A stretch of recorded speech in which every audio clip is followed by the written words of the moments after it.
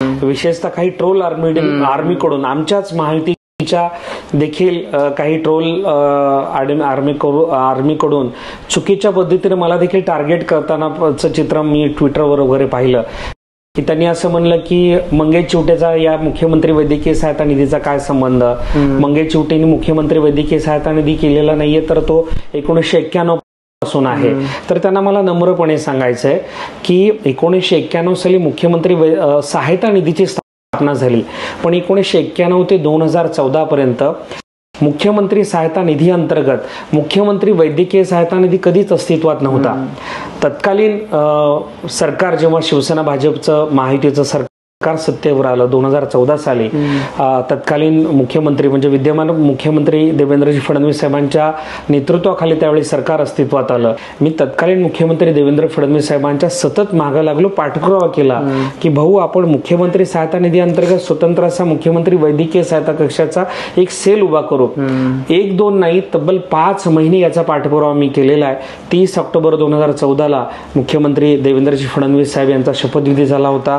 त्यानंतर पूर्ण नोव्हेंबर महिना, डिसेंबर महिना, जानेवारी महिना, त्याच दरम्यानच्या काळात माझं लग्न झालं होतं। माझ्या रिसेप्शनला जेव्हा 14 जानेवारी 2015 तत्कालीन मुख्यमंत्री देवेंद्रजी फडणवीस साहेब आले होते तेव्हा देखील मी त्यांना याची आठवण करून दिली होती की भाऊ आपलं काम बाकी आहे। लग्नाला त्यांनी भेट आणली होती बुके। मी त्यांना म्हणलो होतं की या भेटीपेक्षा मुख्यमंत्री वैद्यकीय सहायता कक्षाची निर्मिती ही भेट मला तुमच्याकडनं हवी आहे। आणि असं करत करत तत्कालीन मुख्यमंत्री देवेंद्र फडणवीस साहेबांचे पीए अभिमन्यू पवार साहेब जे आता विद्यमान आमदार आहेत औसाचे, तत्कालीन पीए सुमितजी वानखेडे जे आता आर्वी जिल्हा वर्धामधून आमदार झालेले आहेत, तत्कालीन त्यांचे निकटवर्तीय सहकारी आणि पुढे जाऊन सार्वजनिक बांधकाम राज्यमंत्री झालेले परिणीजी फुके, या सगळ्यांच्याकडे पाठपुरावा करून मी त्यांच्याकडून फडणवीस साहेबांच्यापर्यंत सातत्यानं पोहोचण्याचा प्रयत्न केला।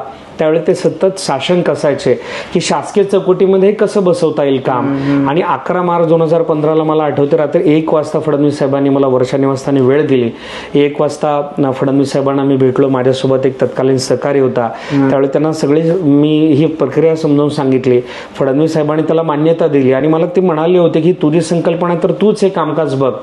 त्यावेळी मी पत्रकारितेमध्ये असल्यामुळे मी ही जबाबदारी थेटपणे स्वीकारली नाही, कारण मला त्यावेळी पत्रकारितेमध्ये खूप चांगल्या पद्धतीने मी नावारूपाला आलो होतो आणि लगेच पत्रकारिता सोडण्याची इच्छा देखील नव्हती।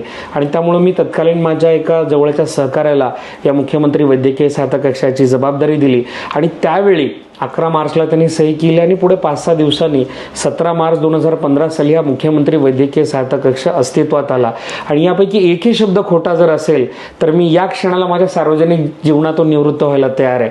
आणि म्हणून जी भाजपची ट्रोल आर्मी आहे, जी वेगवेगळ्या पद्धतीने मला ट्रोल करते आहे किंवा मुख्यमंत्री वैद्यकीय सहायता कक्षाचे संकल्प किंवा जनक कोण, तर मी या ठिकाणी त्यांना नम्रपणे सांगतो की मुख्यमंत्री सहायता निधी हा 1991 पासून अस्तित्वात होता, पण मुख्यमंत्री वैद्यकीय सहायता कक्षाची संकल्पना मी मांडली होती।